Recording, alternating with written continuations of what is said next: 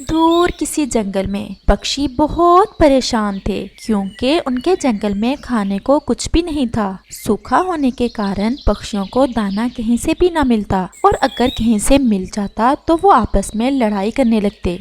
ये दाना मेरा है, मेरी नजर इसके ऊपर पहले पड़ी थी। झूठ बोलना तो कोई तुमसे सीखे, मेरी नजर पहले पड़ी थी दाने पर। तुम जाती हो कि मजा चखाऊं तुम्हें? मैं दाना लिए बगैर नहीं जाऊंगी, तुमने जो करना है कर लो। और हाँ, मैं भी तुमसे कम नहीं हूँ, तुम जैसों का मुकाबला करना मुझे आता है। अभी वो दोनों हाथापाई होने ही लगे थे कि वहाँ रानो चिड़िया आ जाती है। ये आप क्यों लड़ रहे हैं इस तरह?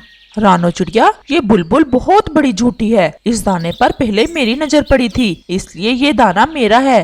रानो चिड़िया, झूठी मैं नहीं, झूठा तो ये खुद है।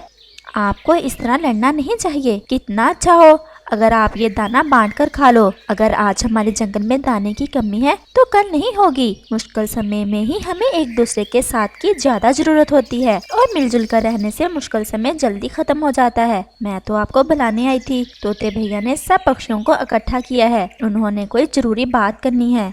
कबूतर और बुलबुल बहुत शर्मिंदा होते हैं और वो दाना मिलकर खा लेते हैं और फिर रानो चिड़िया के साथ चले जाते हैं। अगर हमने अब भी कोई फैसला ना किया तो हम सब भूख से मर जाएंगे। पहले तो कहीं ना कहीं से दाना मिल जाता था, लेकिन अब तो दाना कहीं से भी नहीं मिलता। तोते भैया, आप ठीक कह रहे हैं। आप तो पक्षी दाने को लेकर आपस में लड़ने भी लगे हैं। अब हमें यहाँ से परिवास कर जानी चाहिए। इसी में हम सब पक्षियों की बेहतरी है, वरना हम भूख से मर जाएंगे। लेकिन ये भी तो कोई पक्षी बताए कि अगर परावास करे तो किस दिशा में? पहाड़ों वाले जंगल के उल्लुओं को तो सबको पता है, वो कितने खतरनाक हैं। कालू भाई, क्यों ना हम काले जंगल में जो कन है उसे ढूंढने की कोशिश करें। लेकिन रानो, काले जंगल के रास्ते तो बहुत मुश्किल हैं। ऐसा ना हो हम सब अपनी जिंदगी से जाएं। कालू, हम सब नहीं जाएंगे। मैं और तुम जाते हैं पहले और काले जंगल वाले कन को ढूंढते हैं। अगर हमें वो कन के खेत मिल गए तो हम बाकी पक्षियों को बुला लेंगे। हाँ रानो, ऐसा ठीक है। आप सब पक्षी हमारा इंतजार करना और प्रार्थना करना कि हम कामयाब लौटें। और फिर कालू कौवा और रानो चिड़िया वहाँ से चले जाते हैं। कालू कौवा और रानो चिड़िया उड़ते उड़ते दूसरे जंगल पहुँच जाते हैं और वो एक पेड़ पर बैठ जाते हैं। रानो चिड़िया, जब मैं छोटा सा था तो मैंने देखा था कि मेरी दादी के पास काले जंगल का नक्शा है। अगर मेरी मानो तो हम मेरी दादी से वो नक्शा ले लेते हैं। उस नक्शे से हमें दिशा का पता चल जाएगा। कालू, अगर ऐसा है तो हम नक्शा जरूर ले लेते हैं, लेकिन तुम्हारी दादी का घर कहाँ है? यहाँ ही थोड़ी दूर इस जंगल में रहती है मेरी दादी। और फिर वो दोनों कौवे की दादी के घर की तरफ चल देते हैं। जल्द ही वो कौवे की दादी के घर पहुँच जाते हैं। नमस्ते दादी जी, कैसी हो?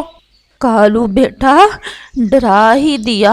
इतने बड़े हो गए लेकिन बोलते वैसे ही हो। जान निकाल दी मेरी तो तुमने। कैसे आना हुआ कालू बेटा आज तुम्हारा?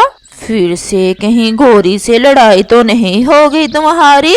नहीं नहीं दादी जी, हम काले जंगल की तरफ जा रहे हैं कण ढूंढने। हमारे जंगल में सूखा चल रहा है, सब पक्षी बहुत परेशान हैं, लेकिन हमें रास्ते का पता नहीं है। दादी जी, आपके पास वो नक्शा था, अगर वो आप हमें दे दें तो हमें रास्ते का पता चल जाता। लेकिन कालू, काले जंगल के कण को ढूंढना बहुत मुश्किल है। गया था एक बार तुम्हारा दादा भी, लेकिन वो तो नाकाम ही लौटा था। तुम ये नक्शा ले जाओ, हो सकता है जो काम दादा ना कर सका पोता ही कर ले। और फिर ऐसे कालू और रानो चिड़िया वो नक्शा लेकर वहाँ से चले जाते हैं। रानो चिड़िया, हम किसी पेड़ पर बैठकर एक दफा इस नक्शे को अच्छे से समझ लेते हैं। और फिर वो दोनों एक पेड़ पर बैठ जाते हैं। ये देखो रानो, काला जंगल पूर्व की तरफ दिखाता है नक्शा। कालू, ये लाल निशान कैसे बने हुए हैं? ये काले जंगल के निशान से थोड़ा पीछे। रानो, ये निशान खतरे के हैं। ये इलाका बहुत खतरनाक है, हमें इस इलाके से बहुत सावधानी से गुजरना होगा। हम एक अच्छे काम के लिए जा रहे हैं, भगवान जरूर हमारी मदद करेगा। और फिर वो दोनों चल देते। उड़ते उड़ते उन्हें रात हो जाती है।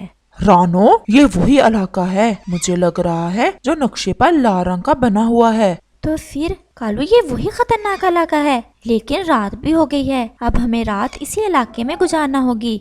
और हम कर भी क्या सकते हैं? रात में हम दिशा से भटक भी सकते हैं। और वो एक घने पेड़ पर बैठ जाते हैं। रात में रोशनी काफी थी क्योंकि आज पूनम की रात थी। और फिर आधी रात को अचानक से रानो चिड़िया की नजर सामने झाड़ियों पर पड़ती है। यहाँ एक छोटा सा उल्लू का बच्चा झाड़ियों में फंसा हुआ था।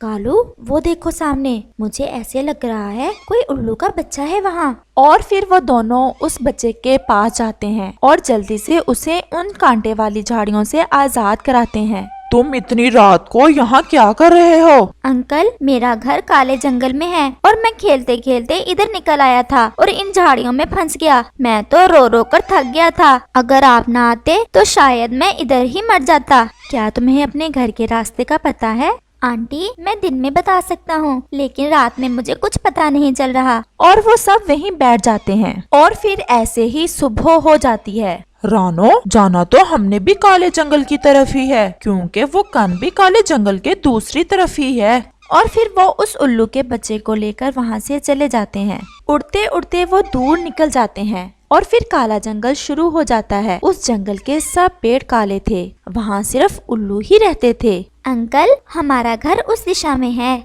और फिर वो उसके घर की तरफ चल देते हैं। वो देखते हैं कि सामने उल्लू इकट्ठे बैठे रो रहे थे और जैसे ही उनकी नजर इस छोटे उल्लू पर पड़ती है वो बहुत खुश हो जाते हैं। तुम कहाँ चले गए थे ओगी? हमने तुम्हें कहाँ कहाँ नहीं ढूंढा। मम्मा, मैं खेलते खेलते दूर निकल गया था और फिर मैं एक फूल देखने झाड़ियों के पास गया तो मेरे पाँव कांटों में फंस गए। मैं बहुत रोया और फिर रात को कौवे अंकल और चिड़िया आंटी ने मेरे पाँव इन झाड़ियों से निकाले और मैं बच गया। तुम्हारा बहुत बहुत धन्यवाद कौवे और चिड़िया। अगर तुम ना होते शायद हमारा ओगी अब हमारे पास ना होता। लेकिन तुम इतने खतरनाक इलाके में क्या कर रहे हो? हमारा परिवार बहुत जालिम है, वो तो किसी भी परावासी पक्षी को नहीं छोड़ता। हमने अनाज ढूंढने काले जंगल के पार जाना है। कौवे, तुमने हमारे बच्चे की जान बचाई है, मैं तुम्हारे साथ चलता हूँ, वरना यहाँ के उल्लू तुम दोनों को मार देंगे। आप ये नक्शा देख लो, ये जो हरे रंग का निशान है, हमें इस जगह जाना है। मुझे ऐसा लग रहा है इस काले जंगल की पूर्व वाली दिशा में ही है ये जगह। चलो अब। और वो तीनों वहाँ से चले जाते हैं। रास्ते में बैठे उल्लू कौवे और चिड़िया को उस बड़े उल्लू के साथ जाता देख बहुत हैरान हो रहे थे। जैसे ही वो एक पेड़ पर बैठते हैं तो एक बूढ़ा उल्लू उनके पास आता है। ये तुमने इन चिड़ियों और कौवों से दोस्ती कब से शुरू कर दी? बड़े उल्लू जी, ये वही कौवा और चिड़िया है जिन्होंने ओगी की जान बचाई और उसे झाड़ियों से निकाला। ये बहुत अच्छे पक्षी हैं। हम तो ऐसे ही इन मासूम पक्षियों के दुश्मन बने हुए हैं। अब हम इन पक्षियों का रास्ता नहीं रोका करेंगे। ये बहुत अच्छा काम किया इन्होंने, लेकिन अब इन्हें जाना कहाँ है? बड़े उल्लू जी, हमें इस काले जंगल के पार कण ढूंढना है। सुना है वहाँ बहुत सारे कण के खेत हैं। हमारे जंगल में सूखा चल रहा है और बाकी पक्षी हमारा इंतजार कर रहे हैं। आप इस नक्शे से देखकर बता सकते हैं हमें और कितना आगे जाना होगा? हाँ, मुझे पता है, तुम चलो मेरे साथ। और वो तीनों बड़े उल्लू के साथ आगे का सफर शुरू करते हैं। जैसे ही वो उड़ते उड़ते जंगल से थोड़ा बाहर निकलते हैं, कौवा और चिड़िया देखकर हैरान हो जाते हैं कि सामने कण ही कण था, चावल, गंदम और ढेर सारे कण। वो बहुत खुश हो जाते हैं। बड़े उल्लू, तुम्हारा बहुत बहुत धन्यवाद, आपने हम पक्षियों की मुश्किल आसान कर दी। तुम्हारा भी धन्यवाद, तुमने जान बचाई हमारे बच्चे की। और फिर ऐसे कौवे और चिड़िया की इन उल्लुओं से दोस्ती हो जाती है। वो ढेर सारे कण लेकर वापस चलते हैं और फिर अपने जंगल के पक्षियों को लेकर इस कण की तरफ परवास करते हैं।